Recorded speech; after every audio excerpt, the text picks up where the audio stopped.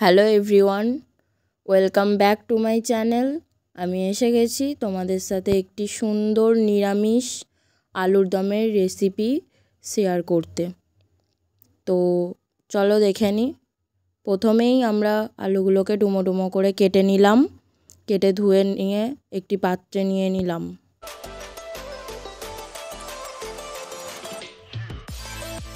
তারপর আমরা কড়াইটা বসিয়ে দিলাম গরম হওয়ার জন্য। কড়াইটা গরম হতে আমরা কড়াইয়ে তেল দিলাম। তেলটা গরম হয়ে যেতে আমরা তেলে কেটে রাখা আলুগুলোকে দিয়ে দিলাম।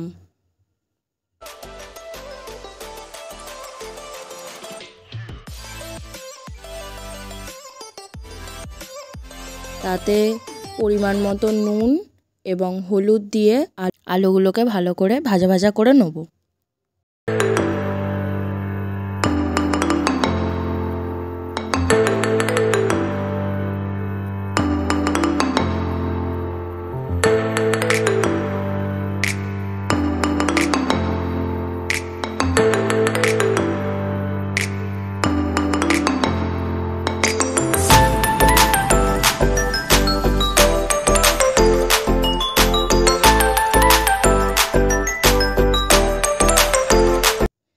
আলুটা যতক্ষণ ভাজা হচ্ছে ততক্ষণে আমরা একটা পেস্ট বানিয়ে নেব।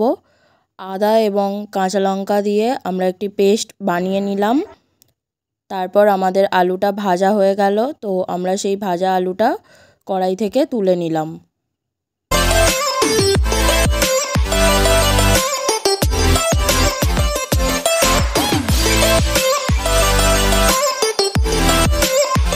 আলুটা তুলে নেওয়ার পর সেই কড়াইতেই আমরা গোটা জিরে, গোটা লঙ্কা, তেজপাতা, গোলমরিচ গুঁড়ো এবং কিছু গরম মশলা দিয়ে দিলাম এবং দিয়ে ভালো করে সেটাকে ভাজতে লাগলাম।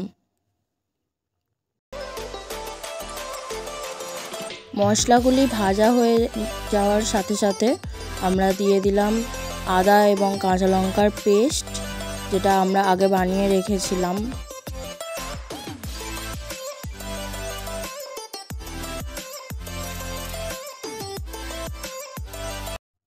তারপর আমরা একটা টমেটোকে ছোট্ট ছোট্ট করে কুচি করে এতে দিয়ে দিলাম।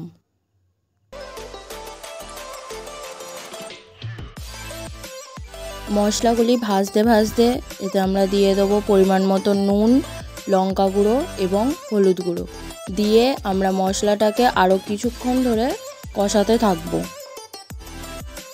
তোমরা দেখতেই পাচ্ছ মশলাটা থেকে তেল ছেড়ে গেছে, তাই এই মশলাটায় আমরা ভেজে রাখা আলুগুলো দিয়ে দিলাম। ভেজে রাখা আলুগুলো দিয়ে মশলার সাথে ভালো করে কষিয়ে নেব। কিছুক্ষণ কষানোর পরে আমরা পরিমাণ মতো এতে জল দেবো এবং ভালো করে নাড়াচাড়া করে এটাকে সেদ্ধ হওয়ার জন্য কিছুক্ষণের জন্য চাপা দিয়ে ছেড়ে দেবো। এরপর আমরা ঢাকনা খুলে আলুর দমটাকে ভালো করে নাড়িয়ে চাড়িয়ে নেব এবং দেখে নেব আলুগুলো সেদ্ধ হয়েছে কি না। আলুগুলো যদি সেদ্ধ হয়ে যায় আমাদের আলুর দম রেডি। এটা আমরা লুচি বা পরোটার সাথে পরিবেশন করব।